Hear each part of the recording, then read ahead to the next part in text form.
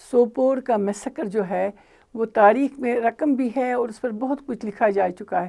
Amnesty international نے بھی اس کو رپورٹ کیا تھا. میں پڑھ رہی تھی کہ اس دن چونکہ میں نے اپنا سفر رخصت باندھ لیا تھا پاکستان کی طرف، ہم یہاں موجود تھے، تو مجھے معلوم ہوا ہے کہ سوپور میسکر میں جو تقریباً 60 کے قریب، یہ اخباروں میں اس وقت آیا تھا، 60 کے قریب لوگ شہید کیے جا چکے تھے اور تقریباً 80 کے قریب لوگ زخمی تھے.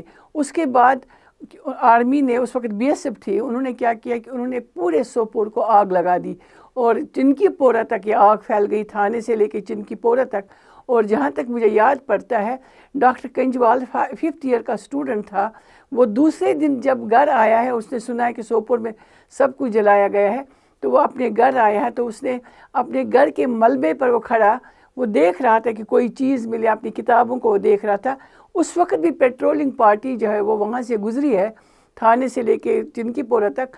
تو انہوں نے ڈاکٹر کنجوال کو اس سے پوچھ لیا کہ آپ یہ ہم کیا کرنے آئے. اس نے کہا میرا گھر جل چکا ہے، میں اس کو دیکھ رہی ہوں کہ ایشز میں کہیں میری کچھ کتابیں نہ ہوں.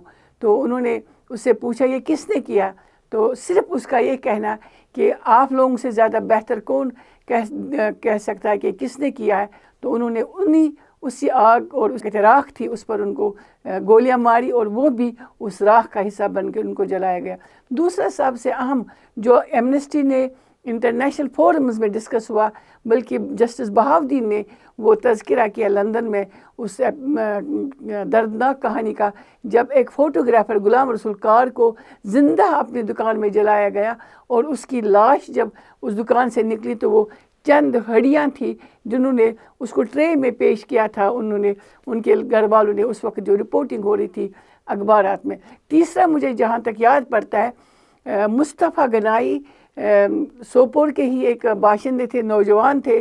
جب فائرنگ رک جاتی ہے وہ اپنے گھر سے نکلتا ہے اور وہ پل کے اس پار اس کو جانا تھا، اس سے بالکل درمیان میں، پل کے درمیان میں تنہا وہ نوجوان تھا، مصطفیٰ گنائی سوپور کے، اس کو بھی شہید کیا جاتا ہے. یہ وہ مسکر ہے جس کو ہمیشہ تاریخ میں یاد رکھا جائے گا.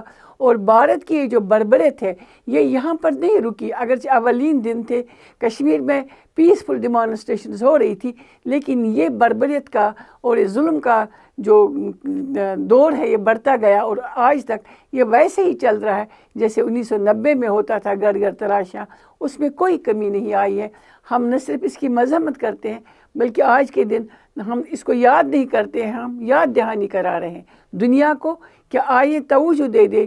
اس مسئلے کا پرامن حل بہت لازمی ہے، ادروائز جو یہ ریجن ہے اس کو بہت زیادہ خطرہ ہے کہیں یہاں کوئی نیوکلیئر وار شروع نہ ہو جائے.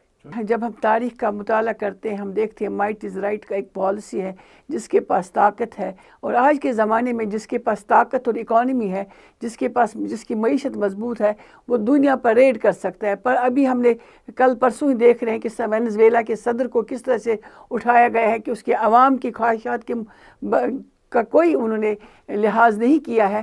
لیکن ہم نے دیکھا ہے یہاں پر اس ریجن میں کہ جو کشمیر کی بات تھی اس کا ایک پیسفل ریزولوشن تھا.